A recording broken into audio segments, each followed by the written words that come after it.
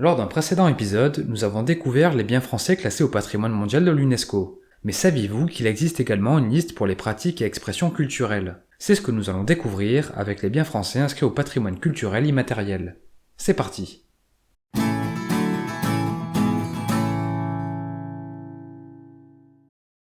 Le patrimoine culturel immatériel de l'humanité est créé pour protéger les cultures traditionnelles. En 2003, l'UNESCO adopte une convention qui cadre la notion de bien immatériel et les critères de sélection.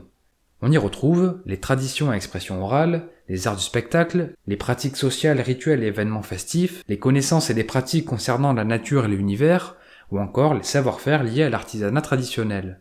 Chaque année, le comité se réunit pour évaluer les candidatures proposées par les États. À ce jour, il existe deux listes. La liste représentative du patrimoine culturel immatériel de l'humanité, comprenant plus de 300 chefs-d'œuvre culturels dans plus de 140 pays. Il y a aussi la liste du patrimoine immatériel nécessitant une sauvegarde urgente, comprenant 71 pratiques. Dans cet épisode, nous nous intéresserons à la liste représentative du patrimoine culturel immatériel de l'humanité en France. Procédons par ordre chronologique d'inscription avec le premier bien, les géants et dragons processionnels de Belgique et de France. Ces traditions festives couvrent un ensemble original de manifestations et de représentations rituelles. Ces pratiques mettent en scène des histoires avec des danses de rue, des fanfares, des costumes et d'immenses effigies de géants, d'animaux et de dragons. Autre bien, la tradition du tracé dans la charpente française. Il s'agit d'un savoir-faire lié à l'artisanat traditionnel. L'art du tracé de charpente vise à maîtriser en 3 dimensions la conception d'un édifice complexe en bois. À travers cette discipline, les charpentiers insufflent une pensée créatrice au bâtiment. La tapisserie d'Aubusson. Cette tradition qui s'étend sur plusieurs siècles correspond au tissage d'une image selon des procédés pratiqués à Aubusson et quelques autres localités de la Creuse.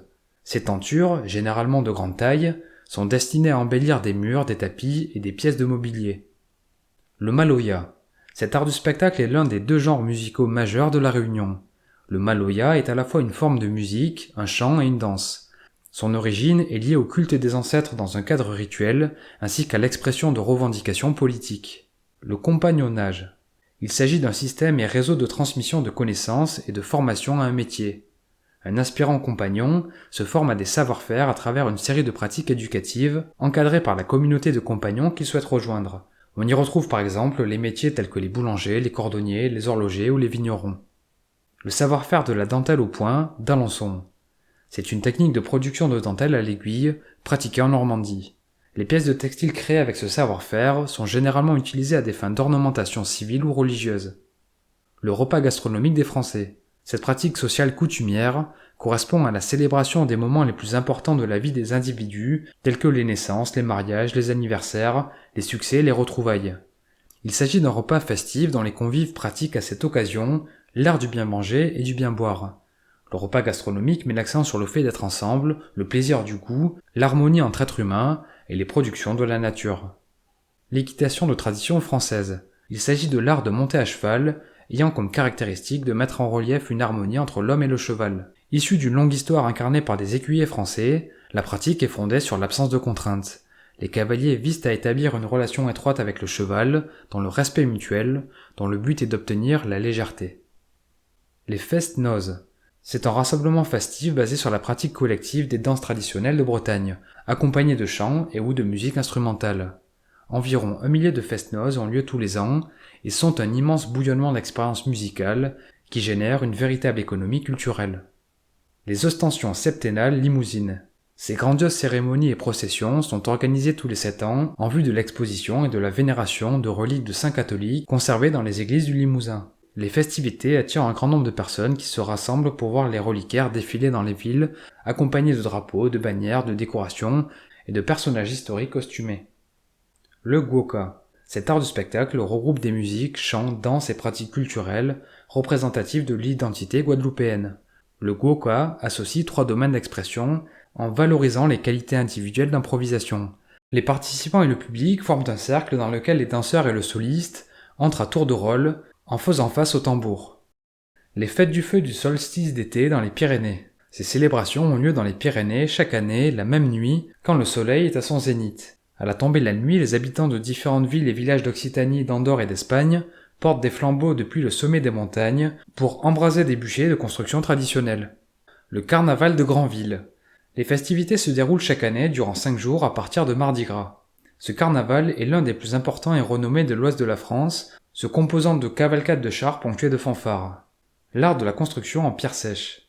Il s'agit du savoir-faire technique associé à la construction d'ouvrages en pierre, consistant à empiler les éléments les uns sur les autres sans utiliser aucun autre matériau, si ce n'est parfois de la terre sèche. Les structures sont généralement présentes dans la plupart des zones rurales, principalement sur des terrains accidentés. La France partage ce patrimoine culturel immatériel avec Chypre, la Croatie, l'Espagne, la Grèce, l'Italie, la Slovénie et la Suisse. Les savoir-faire liés au parfum en Pays de Grâce.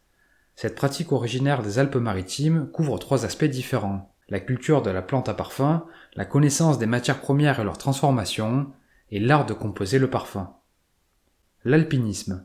Partagé avec l'Italie et la Suisse, ce savoir correspond à l'art de gravir les sommets et les parois de haute montagne, en toute saison, en terrain rocheux ou glaciaire. Il fait appel à des capacités physiques, des connaissances sur l'environnement et les conditions climatiques, ainsi que des techniques spécifiques. L'art de la perle de verre.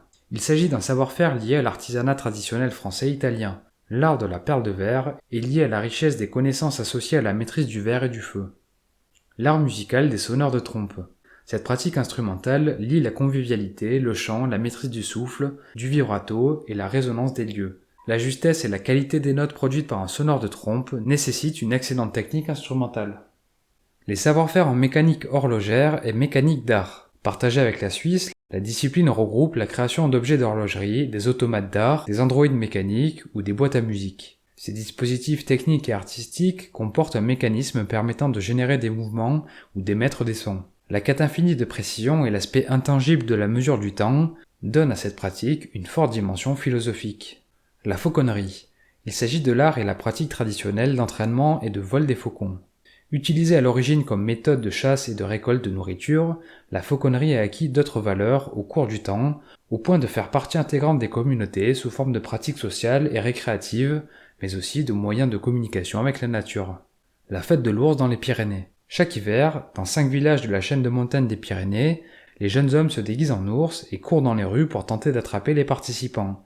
Les festivités sont ponctuées de danses, de discours en catalan et de musique.